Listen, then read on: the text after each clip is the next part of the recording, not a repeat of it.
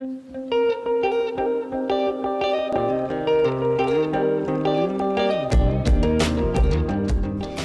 back to the Bible in Context. Hey, Nate. How are we doing today? Doing great. Still the same day, by the way. This is the second podcast. It's still raining outside. Yep, I know. We just got done with the Abraham's Exodus episode, and we're actually moving straight into another Exodus episode with Sarai's Exodus out of Egypt.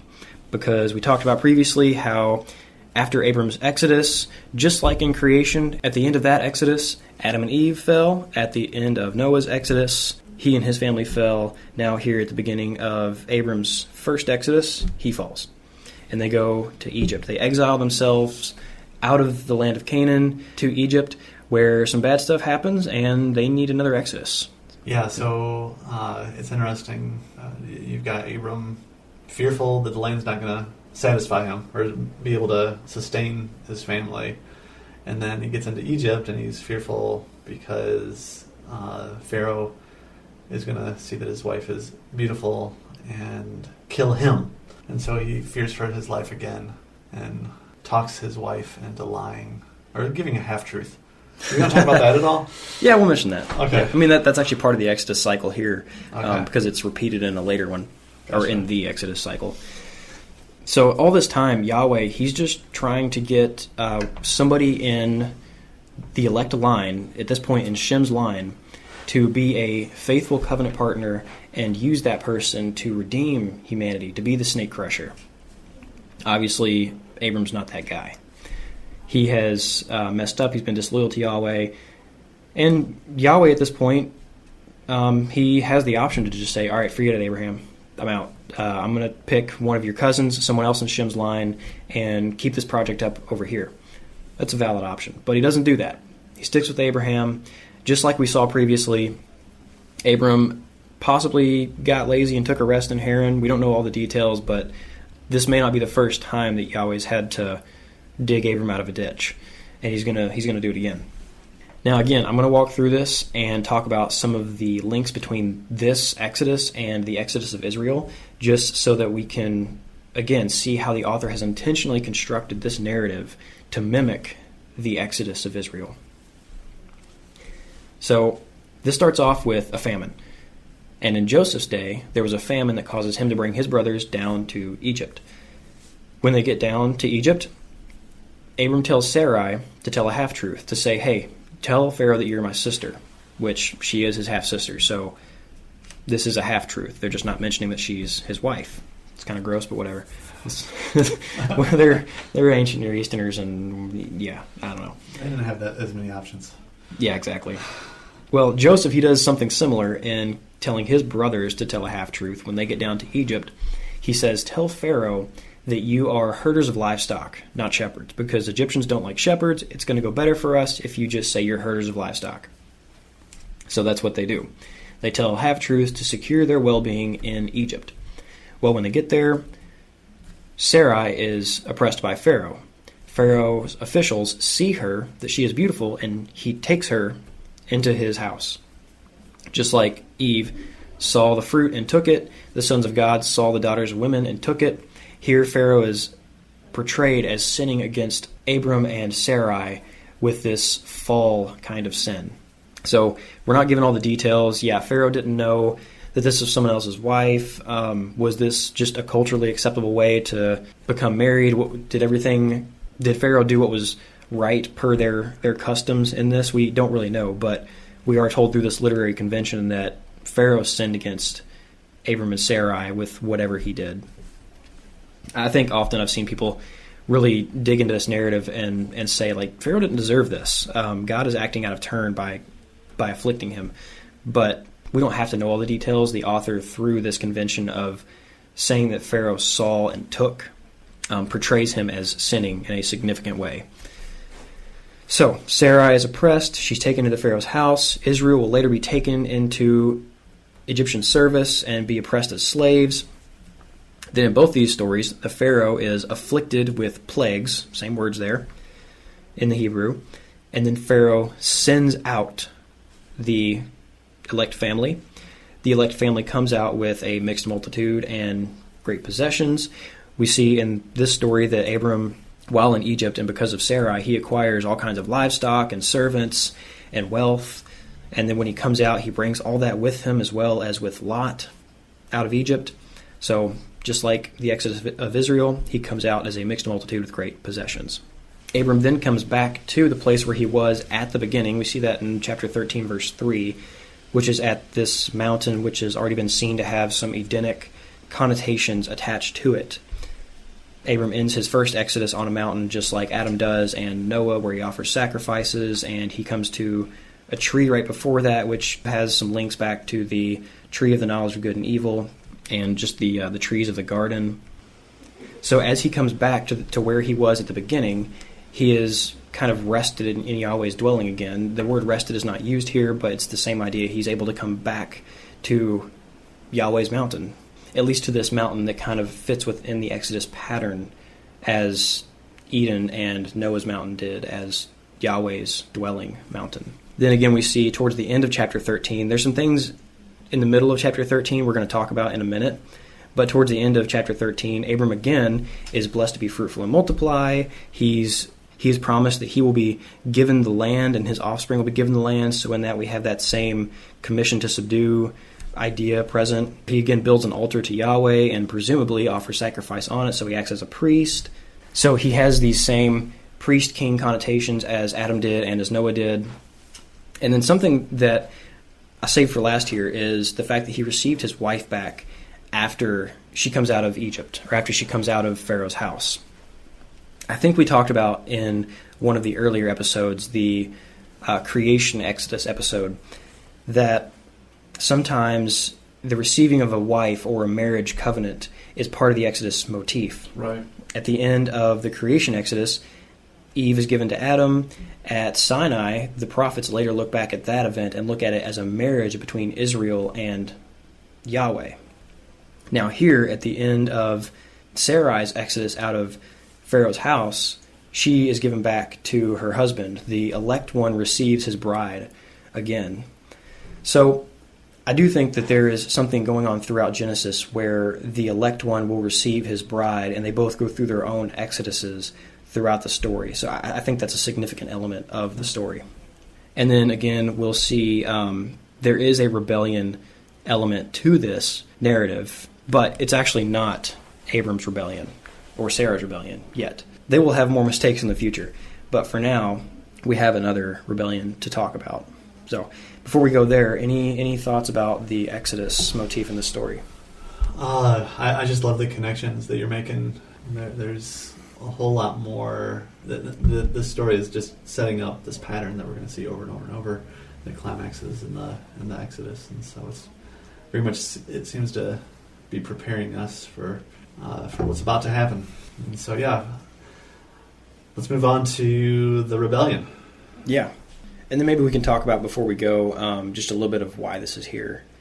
Oh yeah. So I think that would be good. Yeah, for sure. Because at this point we talked about four Exoduses. Why in the world are these? Why do we keep building on this pattern? Yeah, why did the author do it, and then why are we pounding it to death and talking about it so much? Yeah.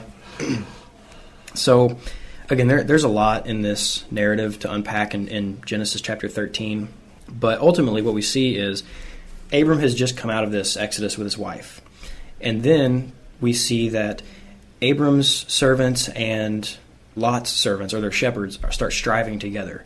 And we start to have this scene of brotherly strife, just like we had with Cain and Abel. And so Abram and Lot, because of the previous riches they have acquired in the past Exodus, are too great to dwell together.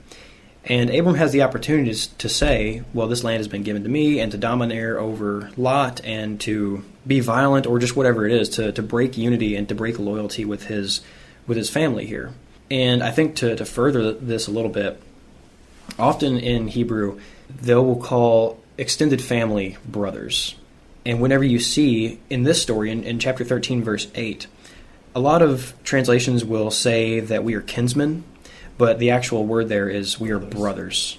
And that may just be part of the cultural convention, but it may also be the author trying to just highlight the fact that this could be a brotherly strife narrative. So what does Abram do? Does he decide to domineer over his brother, or does he sacrifice for him? Well, he tells Lot, tell you what, you go left, I'll go right. You go right, and I'll go left. He says, take your pick. And he sacrifices his land, his inheritance, for the sake of maintaining loyalty, love, and unity with his brother. Abram makes the right choice here.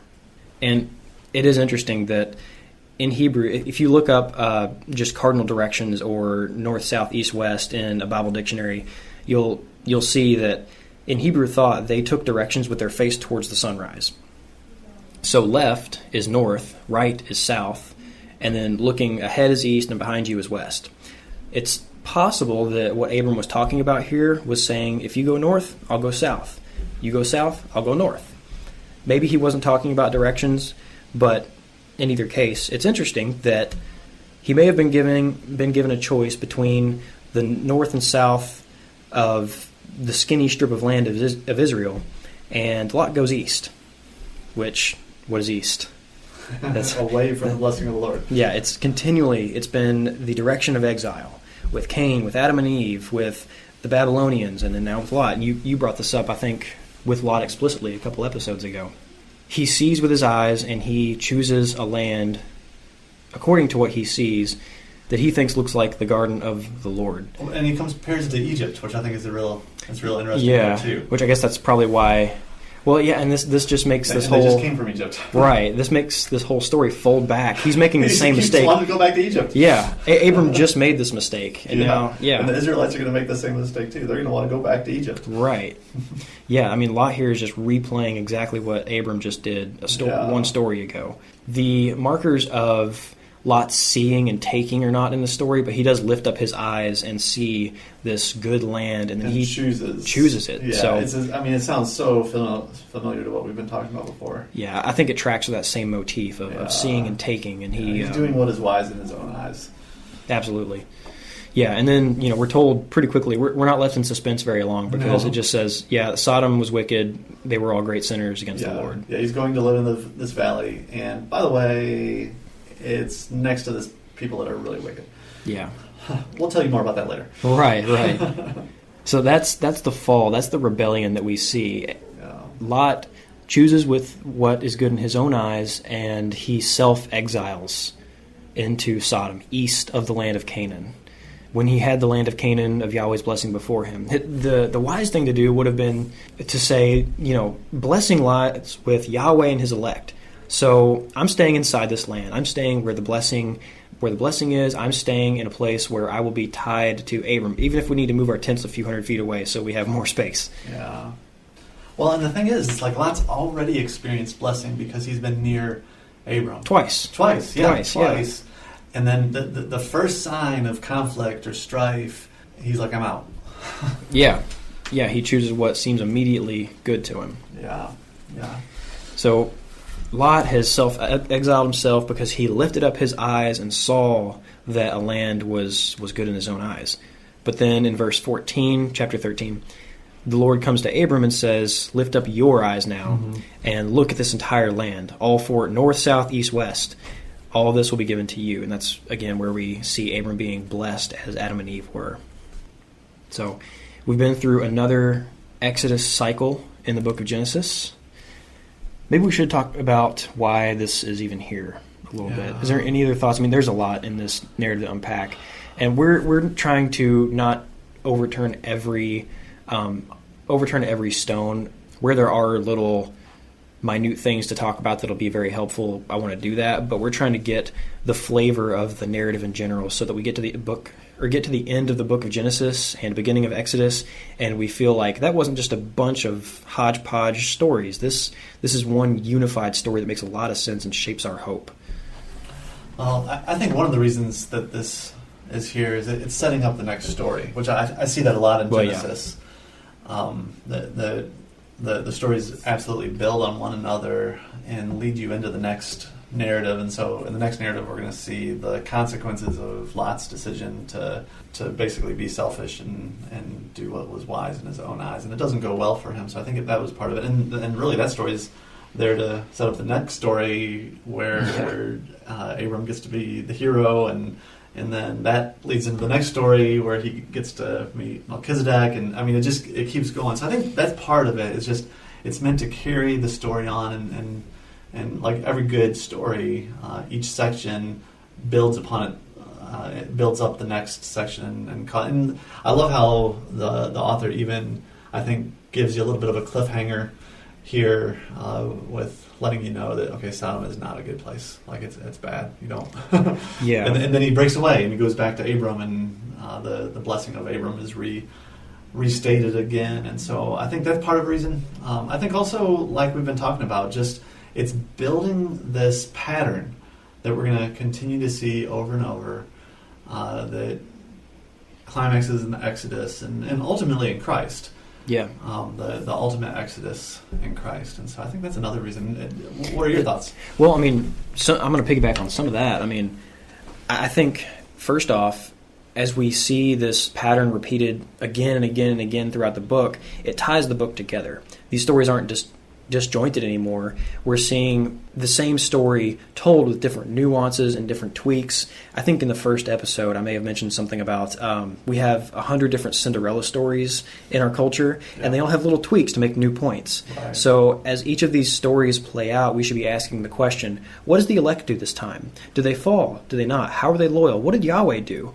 What did Yahweh do in response to the elect one's fall or act of loyalty? So we're learning new things about all these characters. Right. We're learning new things about what the elect should look like when he comes, the final elect. So that's really what we're doing, is we're building the profile of all of these characters. And I think as we see these characters put into so many different situations, we learn how to think with the wisdom of the author of Genesis. Right. Well, yeah, because you're learning about the character of God in the midst of all this too. Right. And we're not just given a list of the attributes. We're learning to live in this world. Right. Yeah. What does it look like when you're in a situation where it doesn't seem like there's enough resources around you?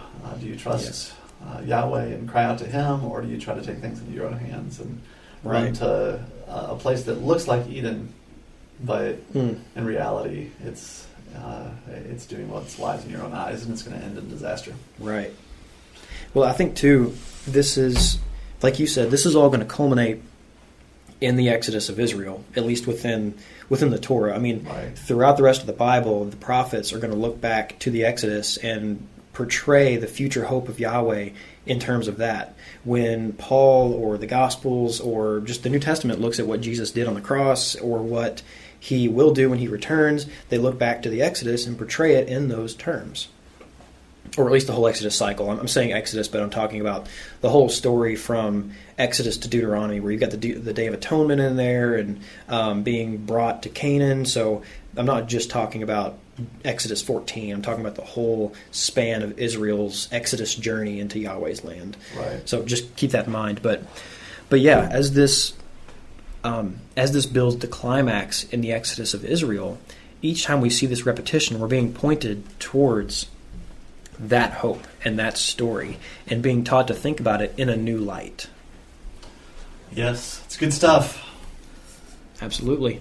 I'm looking forward to continuing on, and next time we're going to be looking at another Exodus already, because now Lot's going to need one after what he just did. So we will pick up next week, and it'll be actually next week, not just 5 minutes from now. Right. And continue on with that story. Sounds good. Looking forward to it.